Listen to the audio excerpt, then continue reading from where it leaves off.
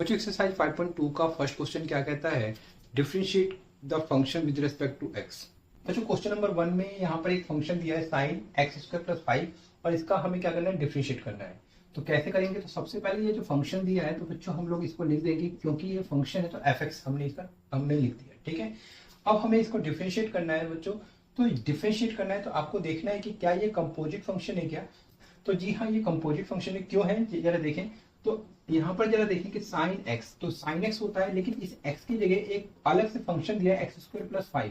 Actual में x square plus 5 एक polynomial function है जो कि इसके एंगल की जगह यूज किया गया है, ठीक है। तो अगर साइन के अंदर एंगल की जगह अगर कोई पॉलिनोमियल फंक्शन आ जाता है, किसी फंक्शन में कोई दूसरा फंक्शन एंटर कर जाए, आप ऐसे समझ लीजिए, तो वो उस केस में जो फंक्शन बनता है वो एक कंपोजिट फंक्शन बनता है, ठीक है। तो आपको क्या लिखना है बच्चों, इस केस में आपको लिखना है clearly, this is a composite function.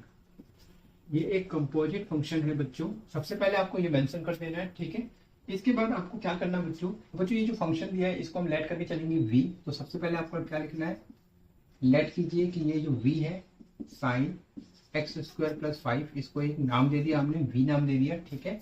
और साथ में यहाँ पर जो एंगल है, हालांकि यहाँ पर साइन एक्स होना चाहिए, ये जो एंगल है जो अलग से फंक्शन है तो इसको आप कह दीजिए कि टी है ये। तो टी जो है वो एक्स स्क्वायर प्लस 5, ठीक है। और अगर हमें आगे लिखूं तो यहाँ पर जरा देखिए, आपने कहा एक्स स्क्वायर प्लस 5 को टी, तो इस तरीके से यहाँ पर ये आप टी पुट कर सकते हैं। तो v जो होगा वो क्या बन जाएगा, साइन टी हो जाएगा बच्चों। अब आपको इसको डिफरेंशिएट करना है बच्चों, टी के रेस्पेक्ट में करना है, तो dv बाई dt हो जाएगा ये, राइट।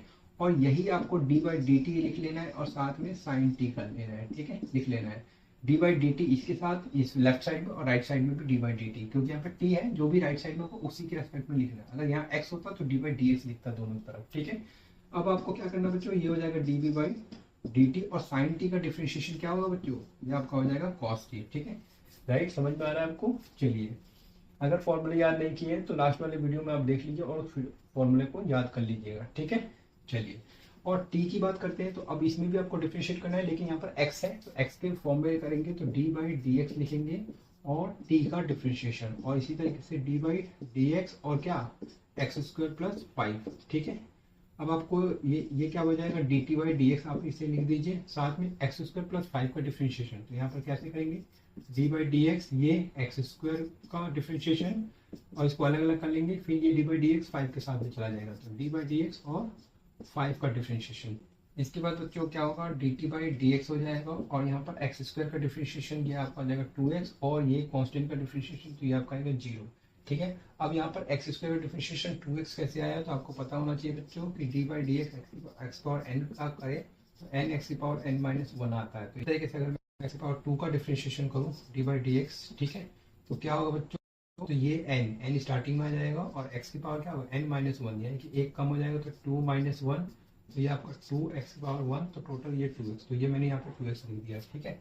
इसके बाद क्या होगा बच्चों, ये आपका D T by D x हो जाएगा, ठीक है, और ये आपका क्या आ जाएगा 2x हो जाएगा, ठीक है, राइट। अब देखिए हमारे पास डी बाई डी टी आ गया, D T by D X आ गया। नाउ ये बच्चों क्या हो जाएगा, एफ एक्स का डिफरेंशिएशन, तो इस चैन रूल के अकॉर्डिंगली हम इसको सॉल्व करेंगे।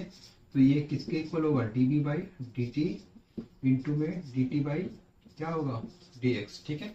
तो अब हम d B by D t का रिजल्ट क्या आएगा बच्चों, तो ये आपका आएगा कॉस टी इंटू में d T by D x का रिजल्ट ये आपका आ गया 2x, ठीक है। अब आपको 2x को स्टार्टिंग में लिख लेना है 2x और ये आपका आ जाएगा cos t, ठीक है, बीच में डॉट लिख दीजिए मल्टीप्लाई के लिए। साथ में जो टोटल रिजल्ट आना चाहिए वो x में आना चाहिए, क्योंकि फंक्शन हमारा x में एक्सप्रेस था।